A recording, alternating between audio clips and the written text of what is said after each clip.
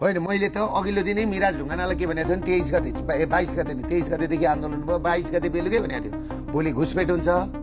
विदेशीहरूले गोली चलाउँछन् है भाइ भन्दाखेरि होइन दाइ तपाईँ नआइदिनु केही हुँदैन नि भन्थ्यो अहिले नाटक गरेर हिँडिरहेको छ मिराज है भोलिपल्ट बिहान पनि मैले त्यही भनेको पछाडि गएर जुन हामीले पर्दा सार्वजनिक गरिदियो भने सार्वजनिक नगरिदिएको थियो भने लद्दाख फुट्दै थियो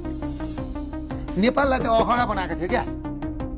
त्यो नेपाल अखडा होइन नि कसैको तिब्बतीलाई तिब्बत खोज्नुपर्छ भने जाऊ न तिब्बतमै गएर खोज हाम्रो देशमा बसेर लडाइँ गर्ने होइन नि हो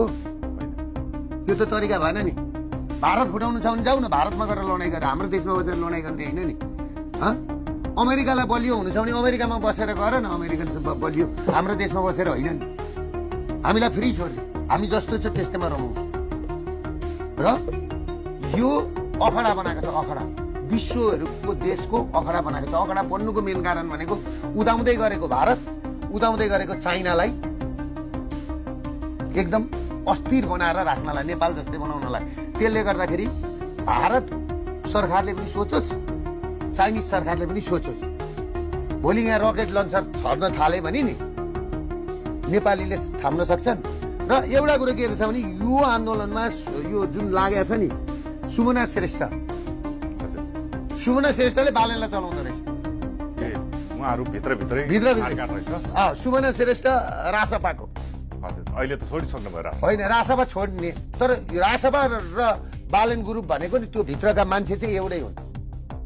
बाहिर हार्डवेयर छुट्टा छुट्टै देख्यो भने सफ्टवेयर चाहिँ एउटै हो एउटै काम गरेर देखाइदिएको एउटा भिडियोबाट सामाजिक सञ्जालभरि तपाईँको चर्चा छ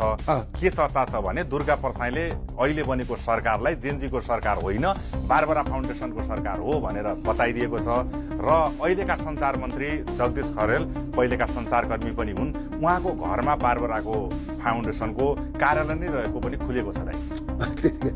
के भन्नु छ यो विषयमा अरे तपाईँ यहाँ खोज्दै जानु न के भेटिन्छ आखिरमा जगदीश खरेलले पनि अब जगदीश खरेलहरू भनेका यी जति पनि छन् नि यहाँ पढे लेखेका हेर्ने एउटा देख्ने आवरण एउटा चरित्र अर्को रहेछ हो त्यो रहेछ कि रहन्छ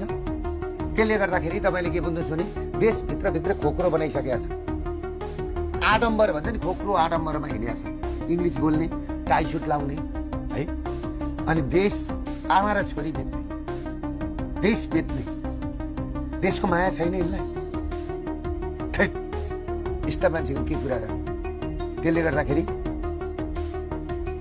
1000 मान्छे परिचालन गरेको छ पढे लेखेको को किनिन्छ खोज्या रहेछ नि त यिनीहरूले टाई सुट लगाएका मान्छे त बिक्ता रहेछन् नि